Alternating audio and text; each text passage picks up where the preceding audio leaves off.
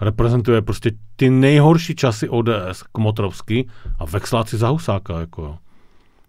A do dneška nám neřekli, odkud mají prachy, jako. Do dneška nám neřekli, kdo to celý financuje. Vůbec to neví. Takže jako, je to celý zamaskovaný prostě nějakým jako money launderingem, jako vyčišťováním jako těch toků. A nikdo neví, kde ty prachy se brali. Takže já si můžu s úspěchem říct, že prostě ty prachy jsou z Ruska. Že to celý je fligna prostě jako Putina. Že si je vybral přes Klause, přes celý fanklub jako Václava Klause a IVK. A oni nejsou schopni mi říct, kde ty peníze vzali.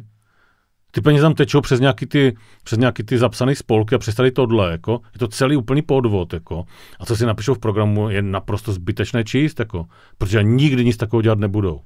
Nikdy to nebudou dělat. Protože když se podíváš na ty lidi, tak je ti jasný, jako co budou dělat.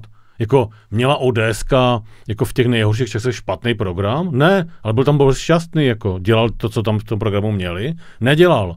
Jako celou tu šílenou prostě galerku, která za těma lidma celou dobu byla, jako, tak teď mi bude Boris Časný se na mě smát, vole, z billboardu, jako, že on mě zachrání jako před Babišem, jako, tady ta sračka, jako, prostě co dělal jako 30 let, jako, koho zachraňoval, jako, kde byl posledních 10 let zalezlej a co dělal, jako dělal Zemanovi prostě sestru, jako jo.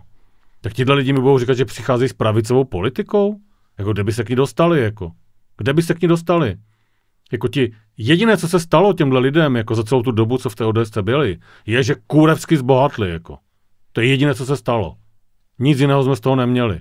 A tihle lidi si vytáhnou prostě tady toho želatinového panáka prostě jako ve starým ojetým autě, kterého pase, vole, Vekslák jako od Husáka, jako, a bude mi říkat, že oni mi přináší pravicovou politiku a že mají výborný program a jdou do prdele, jako jo. Prostě to je zločinecká organizace, jako.